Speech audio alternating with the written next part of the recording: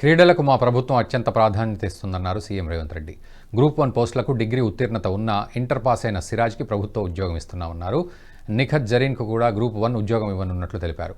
అంతర్జాతీయ స్టేడియం నిర్మాణానికి భూమి కేటాయిస్తామని, హర్యానాలో అమలు చేసే విధంగా స్పోర్ట్స్ పాలసీ తెస్తామన్నారు. ఎల్బీ స్టేడియంలో స్పోర్ట్స్కు బదులు రాజకీయ చర్చలు ఎక్కువయ్యాయన్నారు.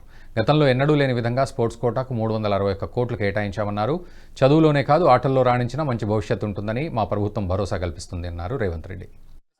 ఆటలలో కూడా రాణిస్తే ఉద్యోగాలు వస్తాయి, ఉపాధి వస్తుంది, ఆ కుటుంబానికి గౌరవం పెరుగుతుంది. ఈ విషయం ప్రపంచానికి తెలవడం కోసమే ఈరోజు నిఖత్ జరీన్కి ఆర్థిక సాయం అందించినాం. జూబ్లీహిల్స్ బంజారాహిల్స్ ప్రాంతంలో ఇల్లు కట్టుకోవడానికి 600 గజాల ప్లాట్ ఇచ్చినాం.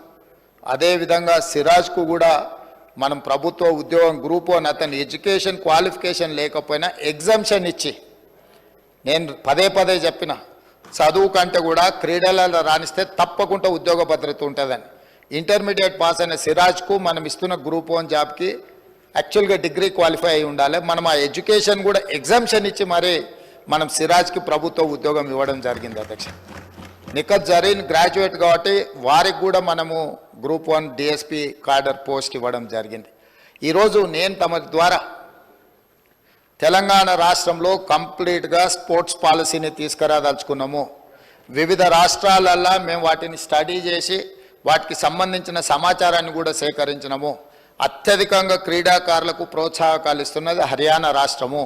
అంటే అర్జున్ అవార్డీస్ కానీ ఇతర ఏ అవార్డీస్ అయినా ఇతర మెడల్స్ ఏం తీసుకొచ్చినా ఆటోమేటిక్గా వాళ్ళకి సహాయం అందించే విధంగా ఒక పాలసీ ఉన్నది. అంటే ఆర్థిక సహాయం కావచ్చు, లేకపోతే ఇల్లు కట్టుకోవడానికి కావచ్చు, లేకపోతే వాళ్ళకు ప్రభుత్వంలో ఉద్యోగాలు ఏ స్థాయి ఏ మెడల్ వస్తే ఏ విధంగా వాళ్ళకి ప్రభుత్వంలో ఉద్యోగ అవకాశాలు కల్పించాలనో హర్యానా స్టేట్లో బెస్ట్ పాలసీని అడాప్ట్ చేసుకున్నారు అధ్యక్ష.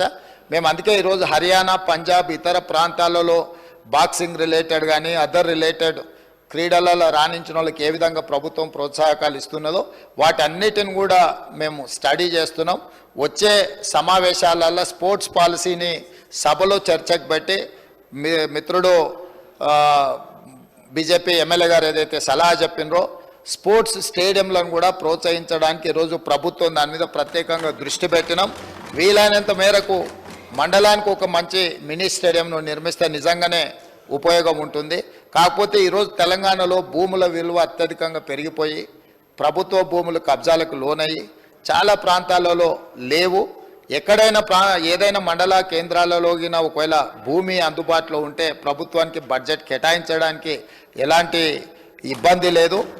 అదేవిధంగా ఈ వేదిక మీద నుంచి తమరికి నేను చెప్పదలుచుకున్నది, మేము బీసీసీఐతో మాట్లాడుతున్నాం. వారితో ఈ వీడియో మీకు నచ్చినట్టయితే లైక్ చేయండి, 10 మందికి షేర్ చేయండి. అలాగే కామెంట్ల రూపంలో మీ అభిప్రాయాలను మాతో పంచుకోండి. Nationalist hub group of channels ను సబ్స్క్రైబ్ చేసుకుని తెలుగునాట జాతీయవాద జర్నలిజాన్ని ప్రోత్సహించండి. ఈ వీడియో కింద ఉన్న బెల్ ఐకాన్ పై క్లిక్ చేయడం మర్చిపోవద్దు.